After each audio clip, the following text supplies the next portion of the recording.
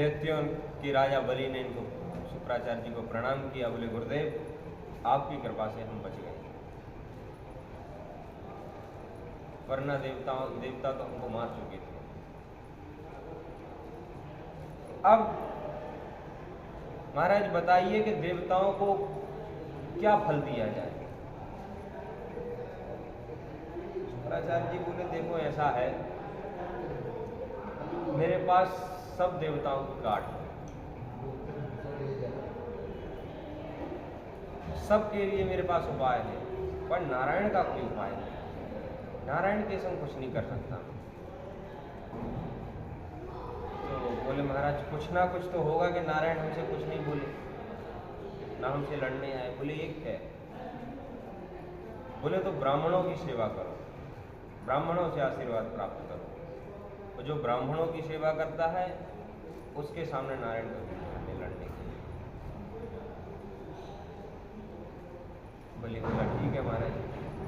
खूब लंबी लंबी दंडवत लगाए बलि ब्राह्मणों, खूब सेवा करने लगे। ब्राह्मण प्रसन्न हो गए। बोले बलि क्या मांगते हो, क्या चाह है तुम्हारी, क्या चाहते हो? बोला महाराज केवल हमको आपका आशीर्वाद चाहिए, आपका आशीर्वाद मिल जाए तो हमको सब कुछ मिल गया। तो बोले जाओ हम तुमको आशीर्वाद देते हैं। अपने आशीर्वाद के बल से सभी ब्राह्मणों ने एक तेजोमय रथ का निर्माण किया। सभी ब्राह्मणों के तपोबल से तेजोमय रथ का निर्माण हुआ और वह रथ जाकर के बलि को दे दिया। बोले बलि अगर इंद्र भी इसके सामने आ गया तो इंद्र को भी पराजित होना पड़ेगा, इतना बलशाली रथ। ब्राह्मणों का आशीर्वाद था, बलि गदगद हो गए और तेजोमय रथ में बैठ करके पहला आक्रमण देवताओं पर बोला और देवता उस रथ के सामने टिकने में असमर्थ रहे। सभी देवता अपने गुरु बृहस्पति के पास पहुंचे। बोले गुरुदेव इतना तेज बलि में कहां से आया? बृहस्पति जी ने ध्यान लगाया। बोले अरे ये तो ब्राह्मणों का प्रताप, ब्राह्मणों ने इसको आशीर्वाद दिया है। तुम लोग अभी के अभी स्वर्ग को खाली करो, तुम बलि के सामने अभी नहीं टिक सकते, स्वर्ग खाली करो। सब देवता वहां से स्वर्ग खाली करके भागे। इंद्र भी चले गए और बलि का आधिपत्य वहां पर हो गया।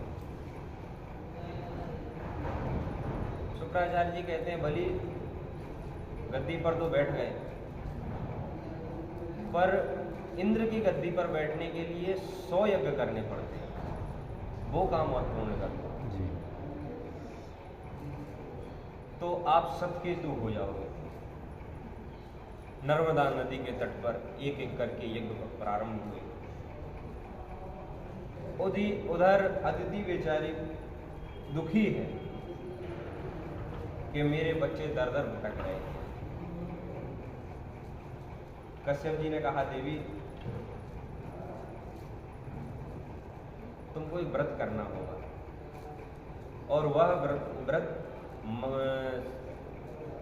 फाल्गुन मास के शुक्ल पक्ष में होता है। 12 दिन केवल दुग्धाधार सेवन करना पड़ेगा, केवल दूध का सेवन करना पड़ेगा। और अगर तुमने इसको ठीक से पालन किया तो तुम्हारा मनोरथ सिद्ध होगा। अदिति मैया ने पयोव्रत का पालन किया और उसी के प्रभाव से भगवान अदिति माँ के गर्भ में पधारे। कालांतर में भाद्रपद शुक्ल द्वादशी के दिन अभिजित मुहूर्त मध्याह्न काल में 12 बजे अदिति के गर्भ में स्वयं वामन भगवान पधारे।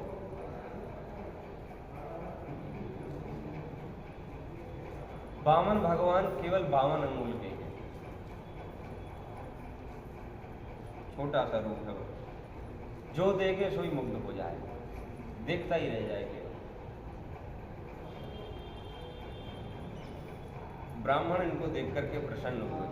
ब्राह्मणों ने यज्ञोपवीत संस्कार किया, स्वयं विधाता जी ने आकर इनको कमंडलू दिया, आकाश ने इनको छत्र दिया, अदिति मैया ने लंगोटी पहनाई। इस प्रकार से इनका यज्ञोपवीत संस्कार पूर्ण हुआ। तो जो भी इनको यज्ञोपवीत में दान मिला, वह दान इनने बृहस्पति को जाकर के दे दिया, गुरु जी को। बोले गुरुदेव, ये जो दान था ये आपका। बृहस्पति बोले बेटा इससे काम तो चलेगा नहीं, इस दान से हमारा क्या होगा। बोले तो गुरुदेव आज्ञा करें, क्या चाहिए आपको। बोले हमको त्रैलोक की संपदा चाहिए। बोले गुरुदेव वो तो कहाँ से मिलेगी, हम कहाँ से लाऊं। बोले इस समय त्रैलोक का राजा है बलि, और बलि इस समय नर्मदा के तट पर यज्ञ कर रहा है, तुम्हें उससे जाकर के ले। ठीक है, वो हमको देगा। बोले तुमको लानी है कैसे भी। चल दिए छोटे छोटे कदमों के साथ। अब 4-6 अंगुल के जो कदम है वामन भगवान के, धीरे धीरे चल रहे हैं। बलि ने देखा कि दूर से छोटा सा बालक आ रहा है, मनमोहक बालक है, हाथ में कमंडलू है, छत्र है, यज्ञोपवीत धारण किए हुए, एक तेज प्रभा आ रही। बलि द्वार तक गया, यज्ञशाला को छोड़कर वामन भगवान का पूजन किया, और ब्राह्मण को देख करके, 52 अंग के ब्राह्मण को देख करके बलि स्तब्ध हो गया। ऐसा लगे कि साक्षात सूर्य भगवान बाल रूप में पधारे। प्रभावित होकर खड़ा हुआ और स्वागत किया, प्रणाम किया। बलि कहता है प्रभु मैं आपको प्रणाम करता हूं, आपको देख करके ऐसा लगता है कि ब्रह्म ऋषियों का जो मूर्तिमंत तेज है वो आज मेरे सामने खड़ा है। आज मेरे पितृ तृप्त हो गए आपके दर्शन से। आप स्वयं आकर मेरे घर पर पधारे, कहिए मैं आपकी क्या सेवा कर सकता हूं। जो भी इच्छा लेकर आए हैं निसंकोच अपनी इच्छा बताइए।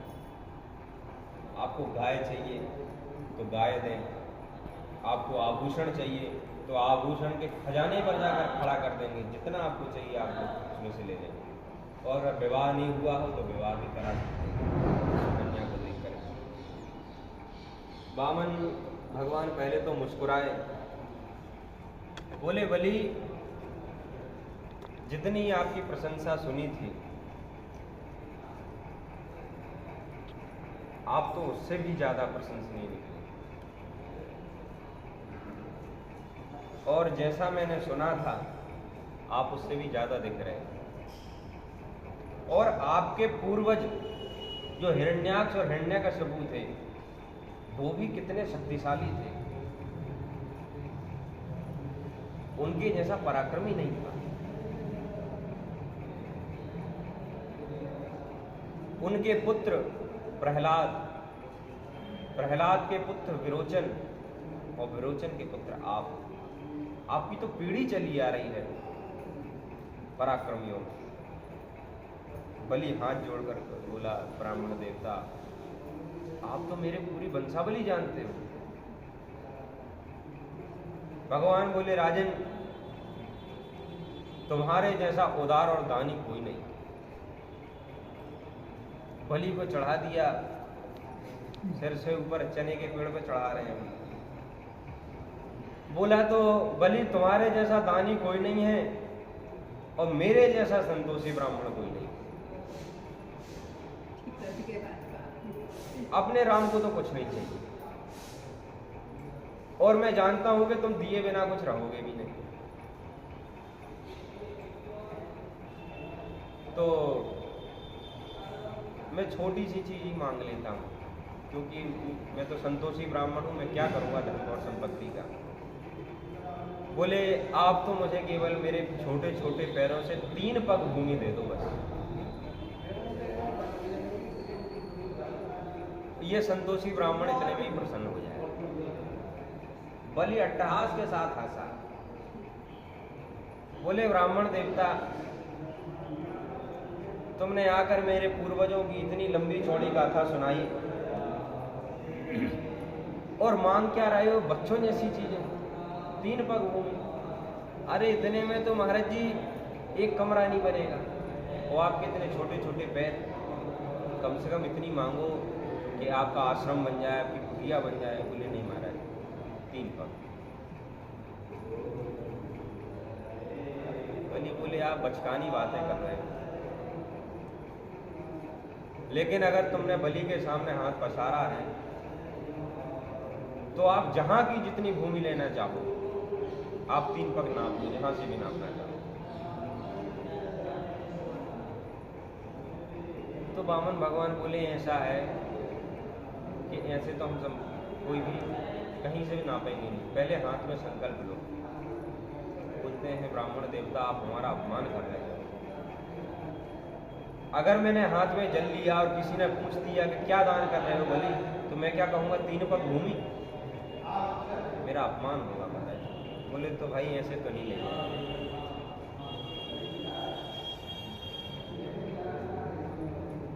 तो बलि बोला दोबारा मांग लो महाराज, अगर कुछ रह गया हो तो। बोले नहीं, मैं असंतोषी ब्राह्मण नहीं, संतोषी ब्राह्मण। एक बार कह दिया 3 पग भूमि, तो 3 पग भूमि चाहिए। अगर तुम्हें देने की इच्छा हो तो हाथ में संकल्प लो।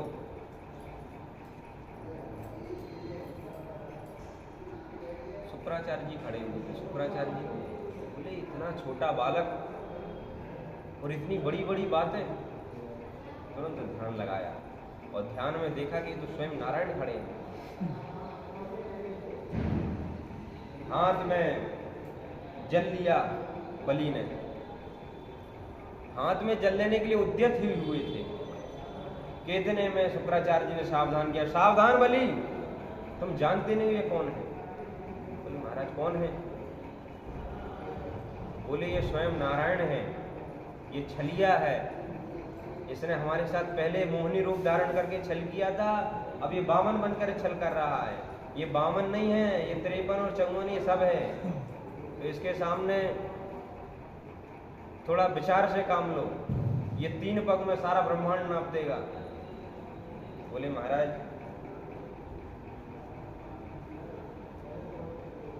अगर ये एक ब्राह्मण है तो 3 पग भूमि लेकर के यहां से चलता बनेगा,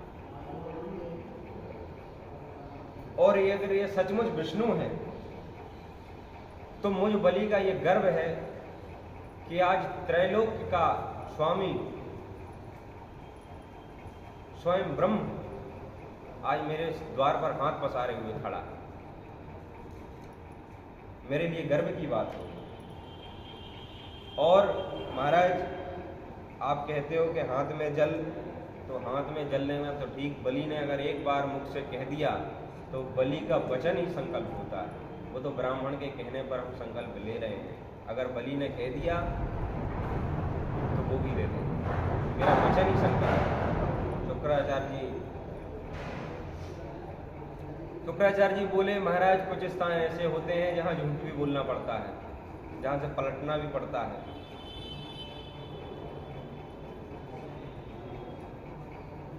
शुक्राचार्य जी बताने लगे, बोले स्त्रेषु नर्म विवाहे च वृत्यर्थे प्राण संकटे गौ ब्रह्मांड हिंसायाम नान्यतम। बोले कुछ स्थान ऐसे होते हैं जहाँ पर झूठ बोलना पड़ता है। स्त्री के विवाह में, किसी का प्राण संकट में हो उस समय झूठ बोल दो, गौ की ब्राह्मण की रक्षा में झूठ बोल दो। तो कुछ स्थान ऐसे हैं जहाँ झूठ बोलने में भी पाप नहीं लगता, उसमें भी पुण्य मिलता।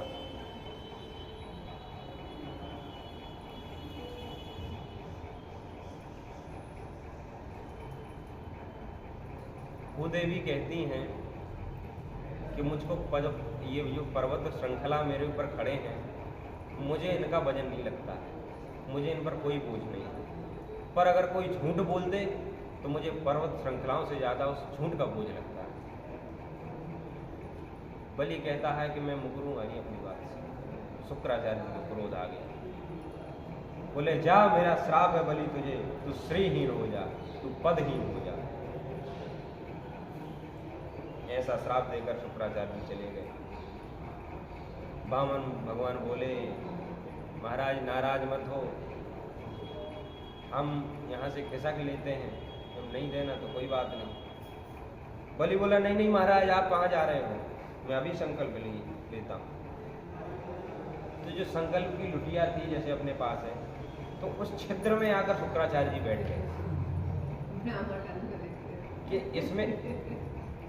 इसमें से जल निकलेगा नहीं तो ये संकल्प लेगा कैसे। तो जैसे जल ले रहे हैं तो उसमें से जल ही नहीं निकले। वामन भगवान बोले मुझे लगता है इसमें कुछ हट गया, लाओ मैं निकालता हूँ। और लुटिया लेकर उसमें पैनी सीख लेकर के कुछ, तो शुक्राचार्य जी की आंख खुल गई। अब एक आंख पे शुक्राचार्य जी हो गए, बहुत प्रत्यन किया, तब जाकर के पानी निकला। और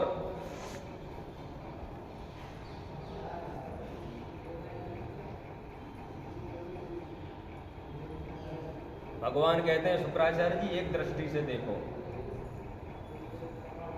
सबके अंदर मुझ नारायण का दर्शन करो।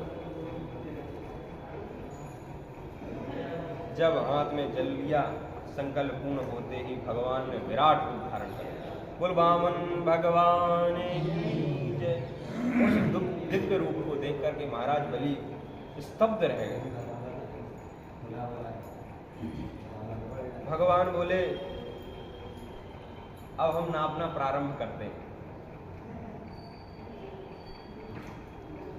भगवान ने एक पग में अतल वितल सुतल तलातल रसातल महातल पाताल सातों नाप लिए।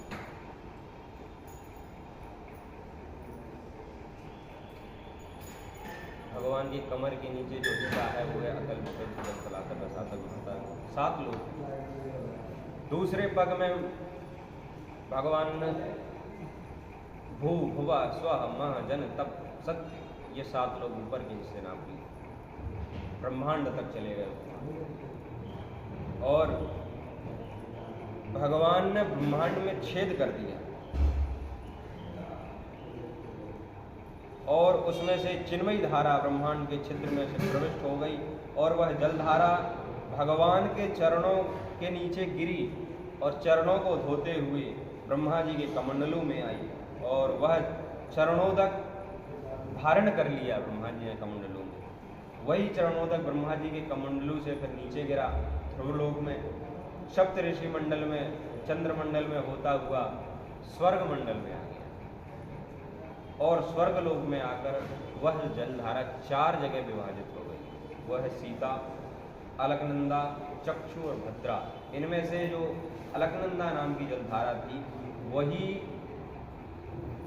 जलधारा पर्वत श्रृंखलाओं से गौमुखी से होती हुई गंगा के रूप में प्रकट हुई। भारतवर्ष में यह आई और भारतवर्ष में होती हुई सागर में जाकर के ये विलीन हो जाती है। भगवान ने कहा बलि हमने 2 पग में सारे ब्रह्मांड को नाप दिया, अब बताओ तुमने संकल्प 3 पग का लिया था, अब तीसरा पग कहाँ रखा? अभी तुम्हारा संकल्प शेष बचा है, तीसरा पग कहाँ रखो? बलि शांत स्तब्ध खड़े हैं कि अब कहाँ रखो, तो कुछ बचा ही नहीं। बलि की बोलती बंद है। भगवान ने गरुण को प्रकट करके आदेश दिया, बोले जाओ बलि को बंदी बना लो। गरुण ने वरुण पास में बलि को बांध दिया। भगवान बोले बलि अब तो वचन पूरा करो अथवा नरक में गिरने की तैयारी करो, एक कुछ करो। बलि को जब बांध दिया तो बलि के समर्थक जो दैत्य थे वो भगवान को मारने के लिए उद्यत हुए। बलि ने सबको रोका, बोले सावधान रुको, अभी हमारा समय विपरीत चल रहा है। अभी गुरुदेव ने हमको श्राप दिया है श्रीहीन और पदहीन। अभी मेरी युद्ध की कोई चेष्टा नहीं, सबके सब मारे जाओगे अगर युद्ध किया तो। बलि ने कहा महाराज एक बात कहूं। भगवान बोले कहो, क्या कहना चाहते हो। बलि बोले प्रभु दान बड़ा या दानी। भगवान बोले दानी। धन बड़ा या धनवान। भगवान बोले धनवान। तो बोले प्रभु अभी मैंने केवल धन लुटाया, अभी धनवान तो वैसे ही खड़ा हुआ है, अभी तो भू संपदा दान हुई है, अभी दानी तो फिर भी खड़ा हुआ है, तीसरा पग मेरे सिर पर रख, इसलिए कृपा करके तीसरा चरण मेरे सिर पर रखो। पदम तृतीयम कुरु शेषना में निजम। भगवान प्रसन्न हो गए और भगवान ने अपना पादारविंद बलि के सिर पर रख दिया। बोले बलि तुम धन्य हो और तुम्हारा सर्वस्व मैंने छीन लिया, तुम्हें बांध दिया, तुम्हें डांट दिया, इसके बाद भी तुम अपने धैर्य और धर्म दोनों को नहीं छुड़ाते। बलि की पत्नी भी भगवान की स्तुति कर रही हैं और स्तुति करते हुए कहा प्रभु ये सारा संसार आपका क्रीड़ा स्थल है।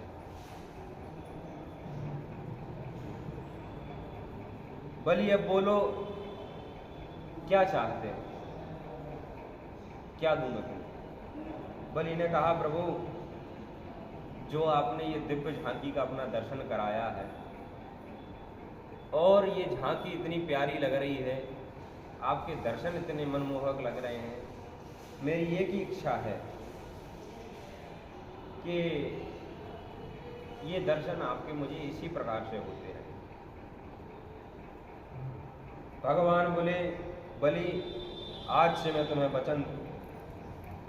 वचन देता हूं कि आगामी मनवंतर में तुम इंद्र बनोगे और जब तुम्हें इंद्र की पदवी